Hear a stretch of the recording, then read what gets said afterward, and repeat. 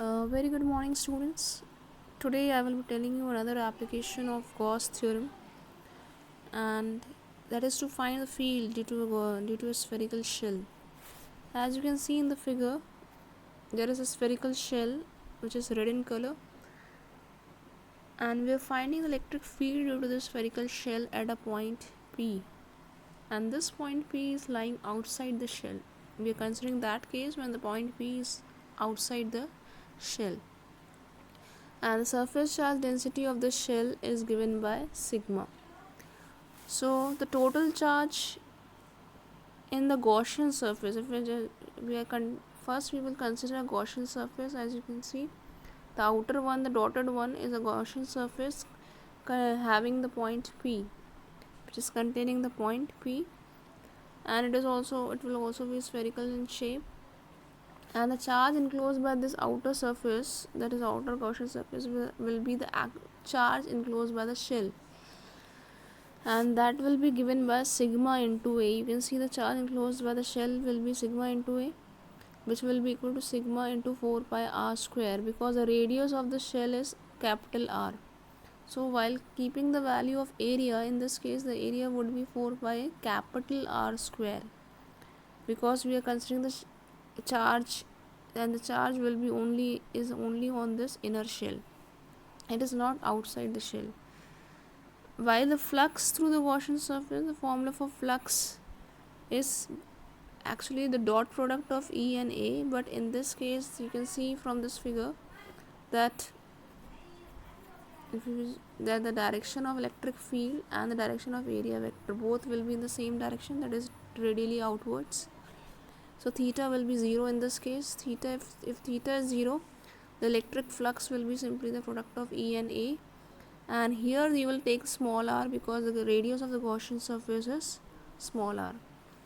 So while keeping the value of area, in this case you will not use capital R, you will use small r, that is 4 pi r square.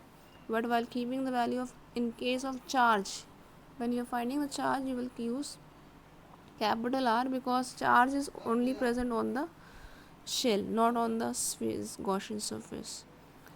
So till now we have got the flux equal to E into 4 pi r square. But now we will be using Gauss theorem. According to Gauss theorem, the value of flux is Q by epsilon 0.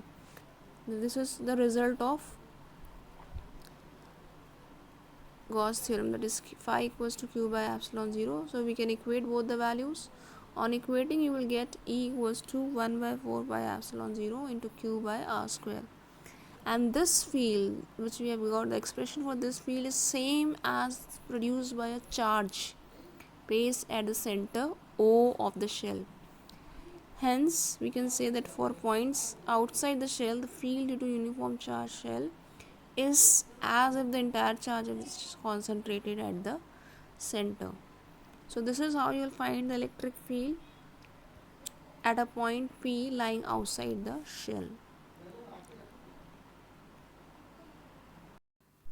Now we are going to see this next case, that is when point P lies exactly on the spherical shell. First case we have already seen. Now we are going to see the second case, that is B1, when point P is on the spherical shell. So in this case, the only difference will be that when we are finding the electric flux, for that, the area that we will be using here, we will be using capital R, because now the Gaussian surface is not outside, it is exactly on the spherical shell. So area will be taken of shell only, that is 4 pi r square, because the radius of shell is capital R. So in this case, the flux will be given by E into A, and that is equal to E into 4 pi r square, and which will be equal to Q by epsilon 0 according to Gauss theorem. So we can equate both of them. From here you will get E equals to this much, that is Q by 4 pi epsilon 0 into capital R square, or E can be written as, now we are just keeping the value of value of Q as sigma into 4 pi r square. We have seen this value how it has come earlier. So on keeping this value of Q over here, we will get sigma upon epsilon 0, because this 4 pi r square and 4 pi r square will get cancelled, so we will be left with only sigma upon epsilon 0.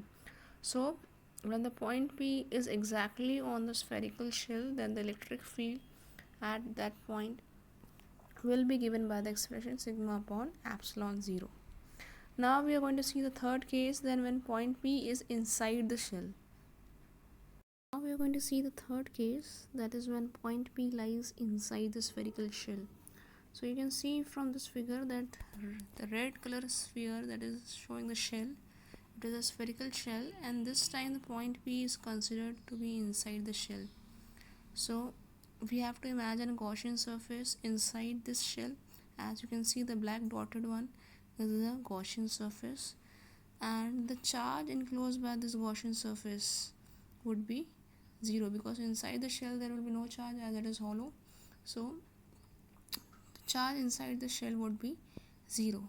So what we can say, that the flux through this Gaussian surface, that is the black one, will be given by E equals to 4 pi r square, because this time the radius of this Gaussian surface will be small r, while the radius of the shell is capital R, and the radius of the Gaussian surface is denoted by small r, because we are considering the point P at a distance r. Again, from Gauss theorem we have phi E equals to, that is flux is equals to Q by epsilon 0. So we can equate both of them, as both are the values of flux. So in equating you will get this expression, but we know that Q is equal to 0. Since inside the shell there is no charge, so we can say that E will be 0. So inside the shell there will be no electric field. So we have seen all the three cases, that is when the point P is lying outside the shell, when the point P is exactly on the shell, and the third case when the point P is inside the shell. So if we are plotting a graph between electric field and that distance r, we will get a graph as shown in this figure. You can see this is the graph. So from graph we can understand what has been shown here, that till the point P is inside the shell, means that till r is equal to, till r is less than r, means the point P is lying inside the shell. Till that point the electric field is 0. You can see here, this is showing that there is no electric field when the point P is inside the shell, and exactly at point P you can see when r is equal to r, when the point P is exactly on the shell, in that case the value of electric field is E equals to 1 by 4 pi epsilon 0 into Q by capital R square. And when the point is lying outside the shell, then this is the relation between E and R, means E is inversely proportional to square of that distance. So the graph would look somewhat like this. So this is the graph showing the relation between E and R for three different positions of point P, that is when point P is inside the shell, when it is exactly on the shell, and when it is lying outside the shell. So this is the way we have to find the electric field of a thin spherical shell using Gauss theorem. Thank you.